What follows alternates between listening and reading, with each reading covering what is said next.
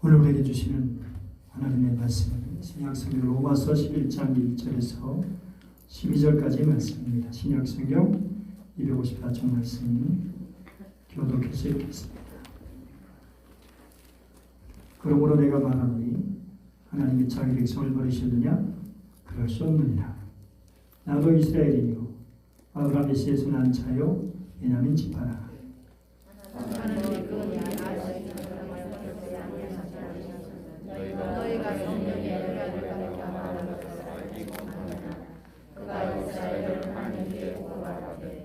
주여, 그들이 주의 선자들을 죽였으며 주의 제자들을 헐어버렸고 나만 남았는데 내 목숨도 참나이다 하니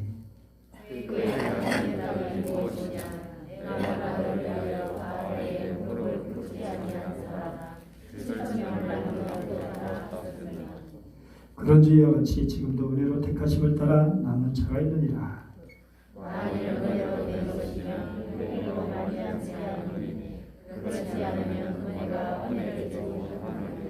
그런지 어떠하냐? 이스라엘이 구원한 것을 얻지 못하고 오직 택하심을 입은 자가 얻었고 그 남은 자들을 우둔하여 쳤느니라.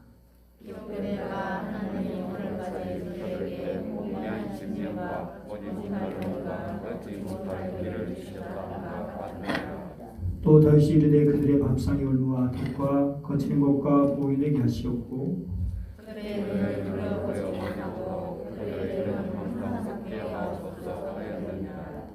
그러므로 내가 말하노니 그들이 넘어지기까지 실족하였느냐?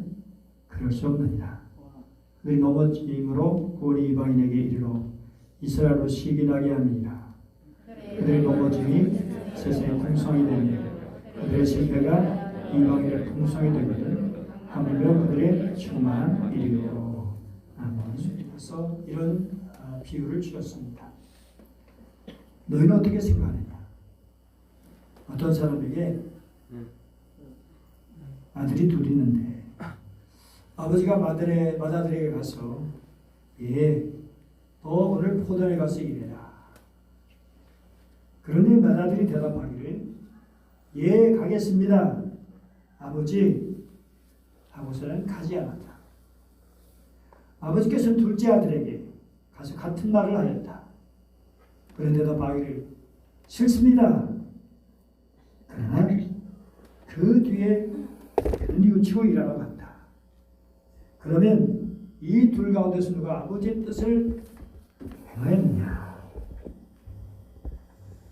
로마서 10장 21절 보면 이스라엘에 하여 이르되 순종하지 아니하고 거슬러 말하는 백성에게 내가 종일 내 손을 벌려놓으라 하였느니라. 그렇죠? 종일 손을 벌려. 그럼에도 불구하고 이 백성들이 그 손을 잡지 않았어요. 이사야 65장 2절 말씀을 인용하면 돼. 내가 종일 손을 펴서 자기 생각에 따라 옳지 않은 길을 걸어가는 패역한 백성을 불렀다. 손을 펴가지고 오라고 어서 오라고 불렀건만 그런데 들은 척도 하지 않고 각기 제 길로 가버리고 말았습니다. 로마서 6장 15절에서 26절 쭉 말씀을 보면 누구에게 순종하든지 그 순종을 받는 자의 종이 된다고 말씀하시죠. 죄의 종으로 사망에 이른다. 그렇죠? 누구에게 순종하느냐 이게 중요하죠. 누구에게 순종하느냐. 그런데 유대인들은 복음의 말씀에 순종하지 않았다는 거죠. 그래서 그들은 실패하고 말았습니다. 심각한 일이 아닐 수 없죠. 왜냐하면 그 길은 사망이잖아요. 정말 주님께서 그렇게 전하의 준바 교훈의 본을 마음으로 순종하기를 원하셨는데 그래서 죄로부터 해방돼서 의의 종이 되기를 원하셨는데 저들은 그렇게 하지 않았다는 사실입니다. 그래서 결국 주님의 복음이 하나님을 찾지 않았던 이방인에게로 가게 되었다는 사실입니다. 로마서 10장 19절 말씀입니다. 같이 한번 읽어볼까요? 시작. 내가 백성하는 자로서 너희를 시기하게 하리라. 일어난 백성으로서 너희를 노엽게 하리라 하였고. 그것이 신명기 32장 21절 말씀을 인용한 것인데요. 세 번역으로 보면 그러니 이제 나도 내 백성 아닌 딴 백성으로 내 백성으로 삼아서 그들의 질투심에 불을 붙이고 어리석은 민족을 내 백성으로 만들어 그들을 격분시키겠다라고 말씀하십니다. 하나님께서는 모세를 통해서 이스라엘을 순종하며 살 수 있도록 하시기 위해서 이런 말씀을 주신 거예요. 너희들 이렇게 되지 않기를 바란다. 그런데 너희들 끝까지 내 말을 듣지 않으면 고집을 피운다면 내가 다른 사람들을 내 백성으로 삼아서 너희들에게 질투심을 일으키고 너희들을 분노하게 하겠다라고 말씀하십니다. 실제로 이 백성들이 정말 그런 주님의 말씀을 듣고도 그 말씀을 외면하고 엉뚱한 우상을 섬기고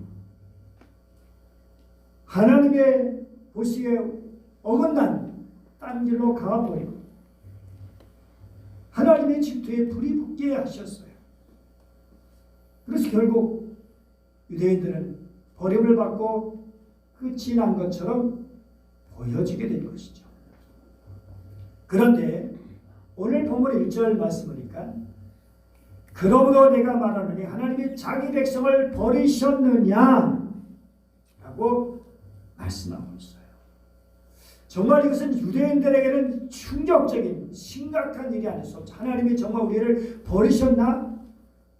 하나님이 버리셨단 말이야? 요즘 소외감을 느끼는 분들이 많이 있어요.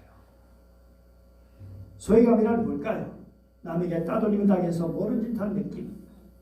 어떤 사람이나 단체로부터 버림을 받았다는 감정의 내적 증상.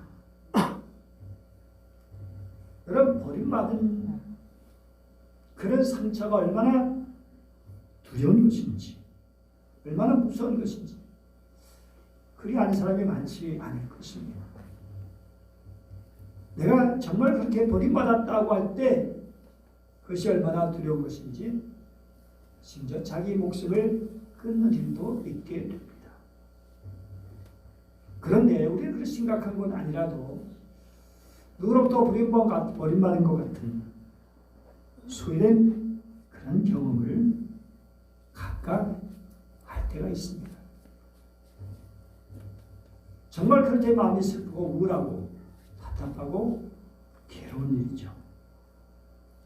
사람에게 버림받아서 쓸모없는 인간 취급을 당할 때 하나님은 깊은 수렁에 빠져들고 걷잡을 낙오 현상, 요즘 말하면 루저가 되는 무섭고 정말 견디기 어려운 시련인 것이죠. 근데 버림받는다는 것은 다르게 말하면 사랑을 잃어버렸다. 사랑을 받지 못한다라고 하는, 내가 그렇게 기대했던 사람에게, 내가 그렇게 생각했던 사람이 나를 사랑하지 않고 나를 거부하고 나에게 무관심할 때 거기서 오는 상실감, 소외감, 이로 말할 수 없을 겁니다. 그런데 세상 모든 사람이 나를 사랑하지 않고 나를 버린다 할지라도 하나님께서 나를 사랑하신다면 얼마든지 그 모든 것을 극복할 수가 있는 것이죠. 정말 주님, 우리의 전부가 되시는 분이시기 때문에 주님의 사랑은 그 세상 어떤 사람들의 사랑과 비교할 수 없이 하나님의 사랑이 내 가슴에 채워지면 그 어떤 받지 못한 사랑도 다 채울 수 있는 그런데 그런 하나님의 사랑을 받지 못한다. 그런 하나님께 버림을 받는다. 비극이 아닐 수 없어요. 온 세상 사람들의 사랑을 다 받는다 할지라도 하나님의 사랑을 받지 못한다면 정말 비극이죠. 하나님이 자기 백성을 버리셨느냐? 이거 정말 다루기 어려운 주제입니다. 그런데 사도 바울이 그 마음속에 이 질문을 던진 그것은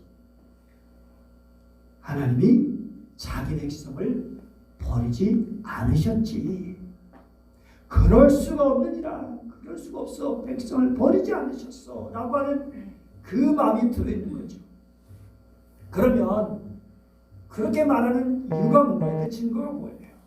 하나님도 그렇게 유대인들이 거부하고 하나님을 독생 예수님을 따르지 않고 믿지 않고 그렇게 방해까지 하는데, 그런데 하나님 그들을 버리지 않으신 이유가 뭔가? 그 첫 번째가 사도 바울 자신의 것입니다. 날 봐라, 날 봐라. 나 역시 이스라엘 사람이지 않느냐? 그런데 하나님이 나를 구원하지 않으셨냐? 바울이 과거에 어떤 사람이었죠?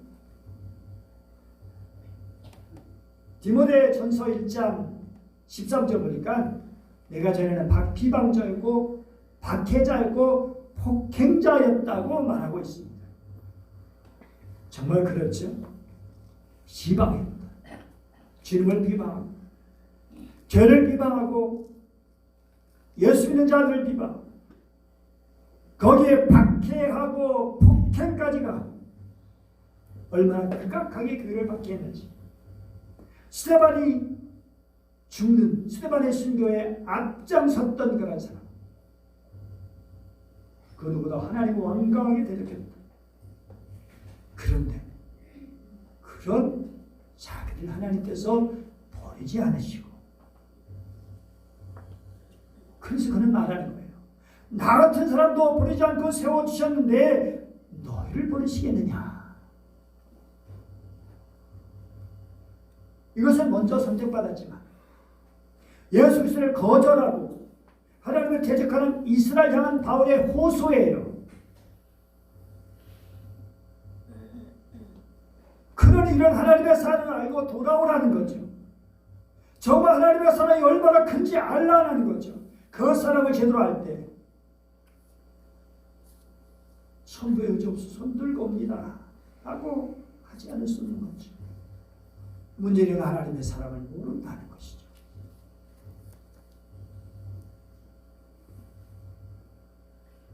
바울이 지금 현재 이스라엘 백성 하나님께서 떨어진 것처럼 보이긴 하지만 그래도 하나님의 구원할 자를 남겨주셨다라고 확신하는 것입니다. 그래서 2절처럼 그렇게 말했어요.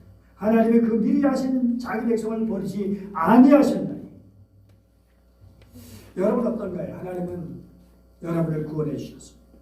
그런데 가만히 생각해 보세요. 여러분 과연 구원받을 만한 자격이 있나요?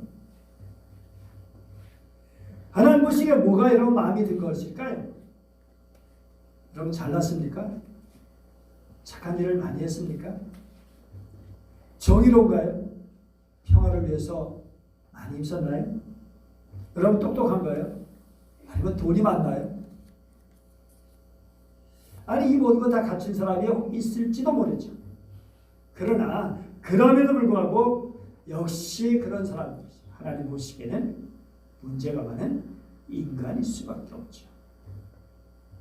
그런데 이같이 우리 같은 인간들을 구원해 주셨다고 하면 하나님이 구원해 주지 못할 사람이 누가 있나요? 고저번 같은 사람, 김대도 같은 사람을 구원하셨다. 주님이 구원하지 못할 사람은 아무도 없습니다.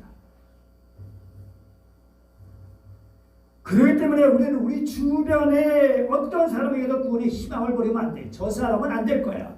저 사람은 저렇게 반대하니까 안 될 거야. 그런데 나 같은 사람도 구원해 주셨다면 얼마든지 내 가족을, 내 주변의 이웃들을 구원하실 수 있는 겁니다. 그러면서 더 증거를 말하고 있는데 바로 그것이 엘리야의 사례를 통해서 증거를 제시하고 있습니다. 북쪽 이스라엘에 활동했던 엘리야가 이세벨 왕비의 칼날의 위협을 피해서 어디까지 내려갔을까요? 북쪽에서 남쪽으로, 그것도 남쪽의 맨 밑에인 브엘세바까지. 여러분, 이스라엘에서 단에서 브엘세바 하면은 제일 우리나라 한라에서 백두까지를 말하는 거예요. 제일 밑에 브엘세바까지 갔어요.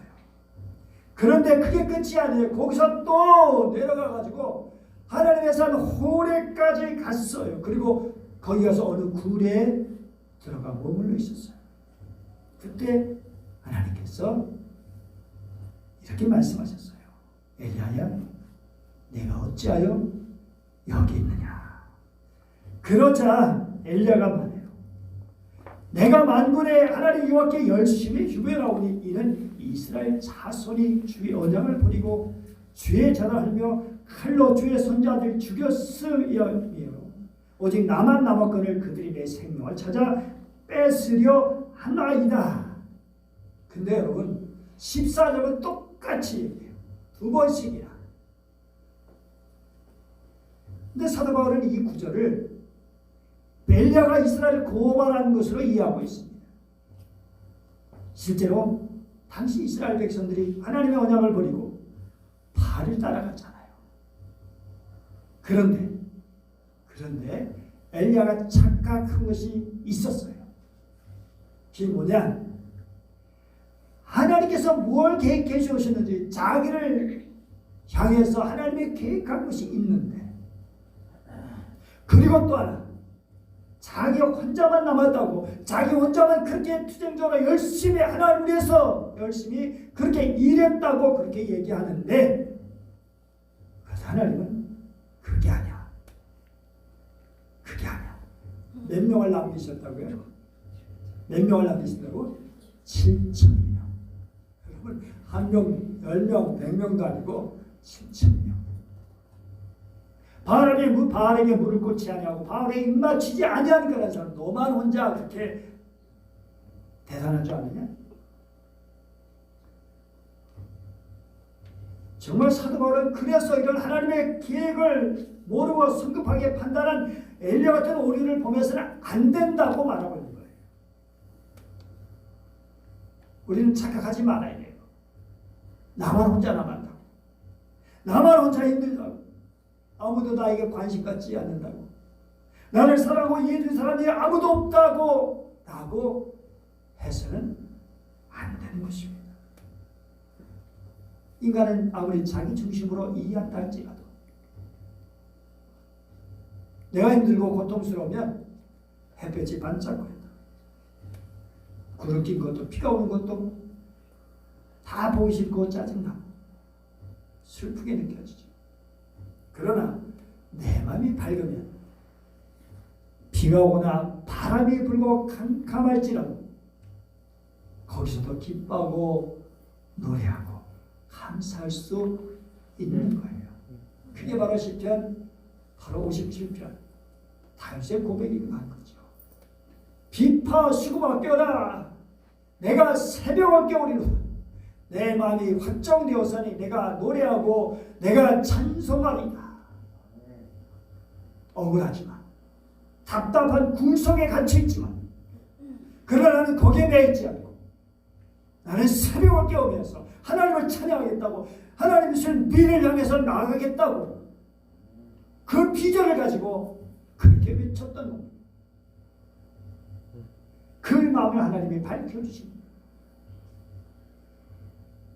그러므로 우리는 아무리 힘들고 어려워도 나 혼자만 남은 것 같을 때 하나님은 내 곁에 계시다는 것을 잊지 말아야 됩니다. 그리고 하나님을, 그렇기 때문에 그 하나님을 바라보고 하나님의 섭리를 생각하면서 내가 알지 못하는 하나님의 선하신 뜻이 있다는 것을 믿어야 합니다. 유대인의 명절이 되었을 때 예수님께서 예루살렘에 늦게 올라가시죠. 주님이 올라가셨는데 그런데 주님이 바로 성전을 가신 것이 아니라 어디로 가셨죠? 예루살렘 양곁 베데스라는 곳으로 가셨어요. 거기는 환자들이 득실거리는 곳이었어요. 그런데 주님은 그 가운데 38년 동안 그렇게 알고 있는 병자를 찾아가셨어요. 그리고 그 누굴 보시고 병이 벌써 오래된 줄을 아시고 우리 같은 거 어떻게 아유 너무 많이 힘들지 참 안 됐구나 그러면서 그렇게 얘기할 것 같은데 주님은 네가 낫고자 하느냐? 라고 말씀하셔요. 네가 낫고자 하느냐. 그런데 이때 이 병자가 뭐라고 말하죠? 물이 움직일 때 나는 못에 넣어준 사람이 없어 내가 하는 동안 다른 사람이 먼저 내려갑니다. 다시 말해서 나는 혼자입니다. 너무나 슬프고 외롭고 힘듭니다. 그런데 우리 주님이 그때 어떻게 말씀하시죠? 일어나 내 자리를 들고 걸어가라. 너 혼자가 아니야.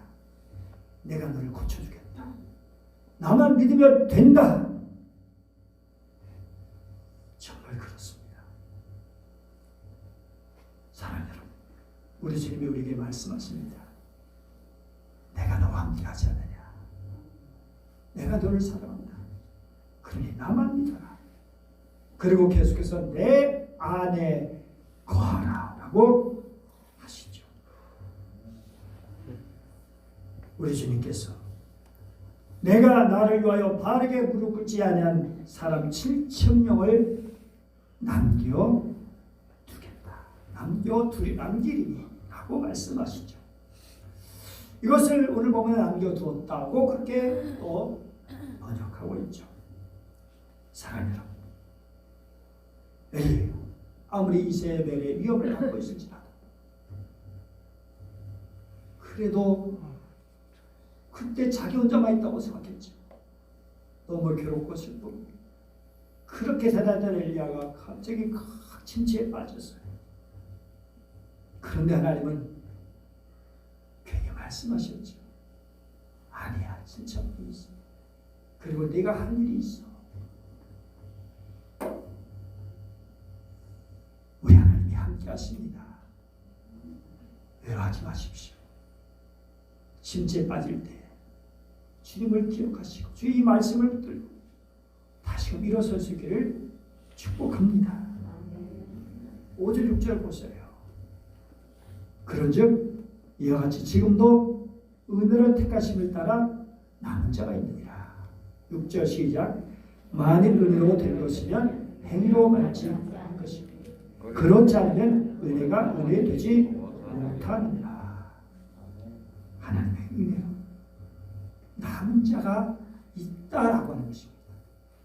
레임마, 영어로 렘넌트, 아주 중요한 용어예요. 남은 자 사상. 성경에서 말하는 신학적으로 아주 중요한 용어. 남은 자입니다. 이 남은 자는 다른 건 남겨진 자입니다. 남겨진 자. 루터는 바울이 그들이 남아 있었다라고 말하지 않고 남은 자라고 말했다고 지적하고 있어요. 다시 말해서 그 남은 자들이 자기들의 결단에 의해서 남은 것이 아니라 하나님께서 그들을 뒤로 남겨주셨기 때문에 존재하는 자들이라는 거죠. 엘리야는 나만 남아도 뵙겠습니다.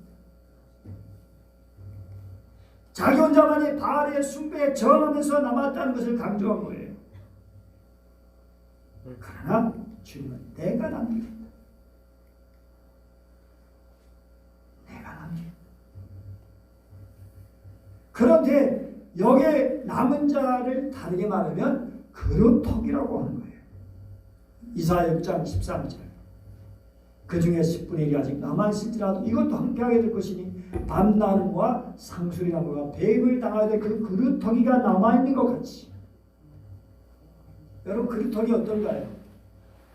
그림을 보면 우리 나무가 다 비어있고 그런데 거기서 싹이 올라와요.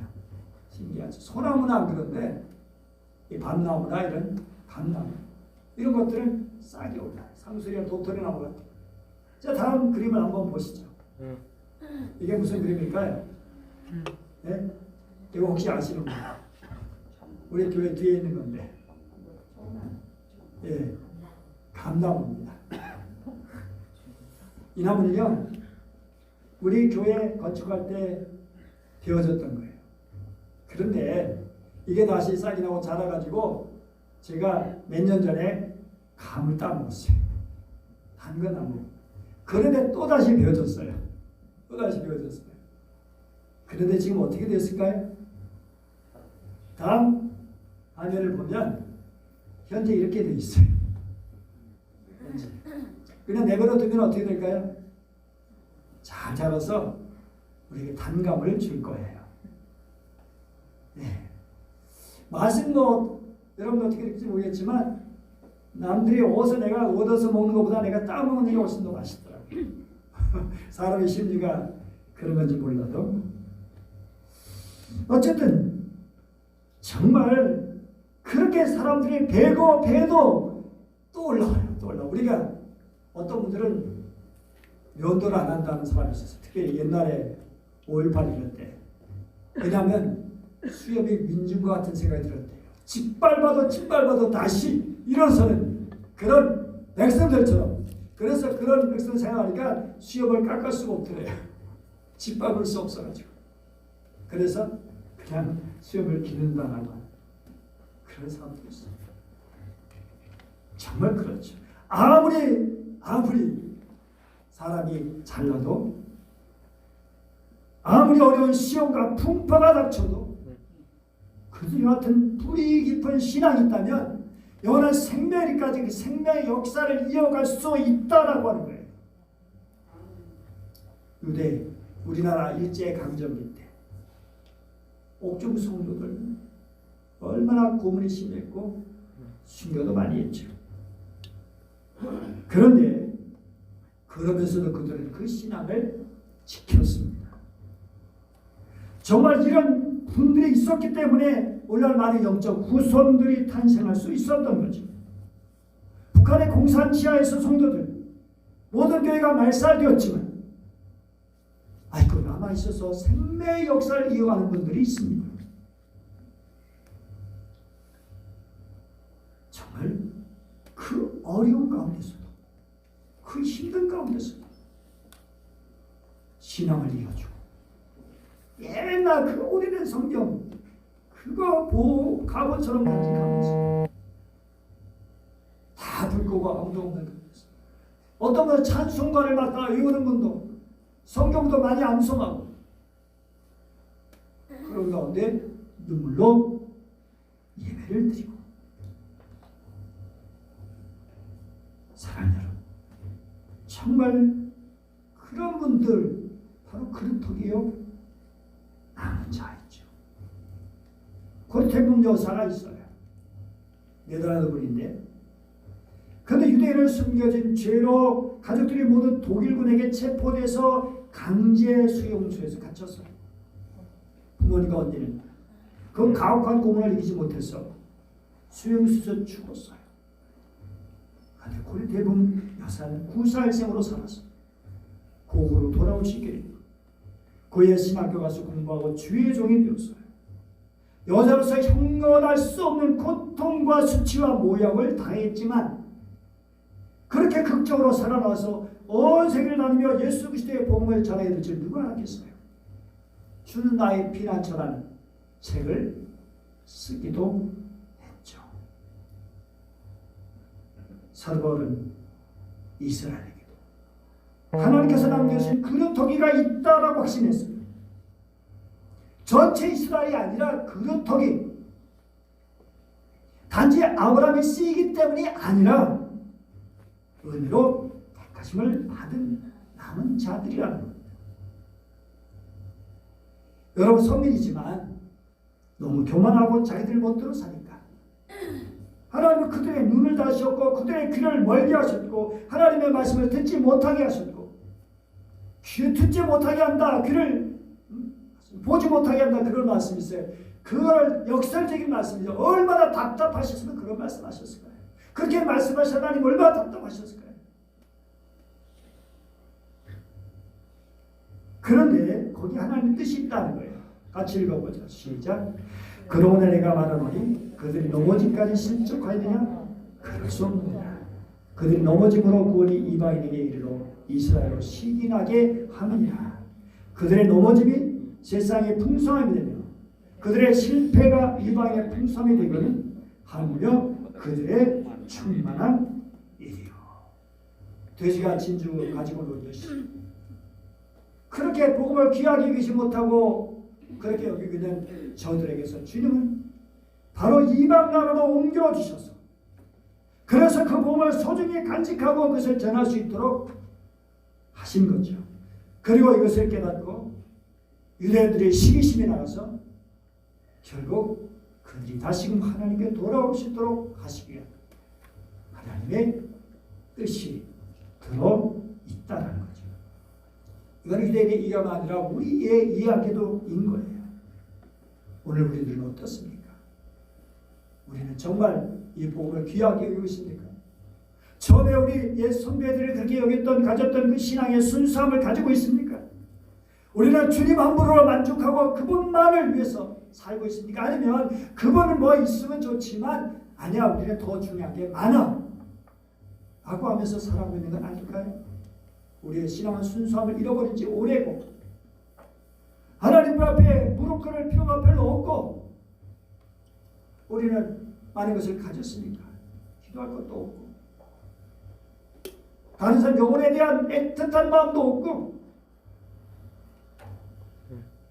한국교회가 타락해 이미 1990년대부터 타락하기 시작했어요.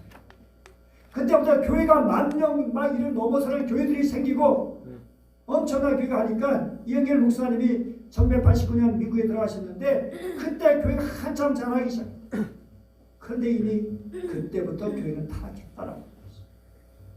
안일해지고 교만해지고 그래서 그 열매를 지금 거두고 있는 거라는 거예요. 지금 하나님이 그런 이민족을 한국교회를 버리셨는가?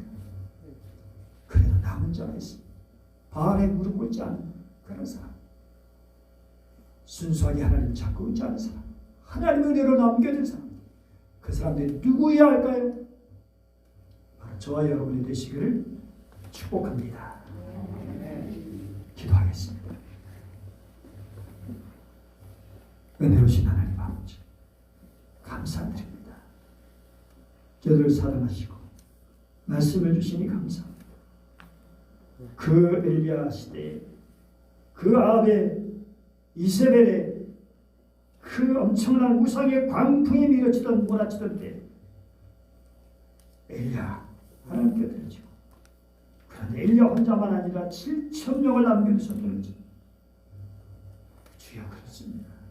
오늘 이 시대에 한국교회가 문제 많고 타락하고 그 열매를 거두고 있지만 그래도 남은 자들이 있는 줄 믿습니다. 그 남은 자들이 바로 우리가 되기를 원합니다. 우리기를 원합니다. 은혜로 남은 자들 아름다운 게 성도들 되게 하여 주옵소서. 간절히 원하며 주 예수님의 이름으로 기도드립니다.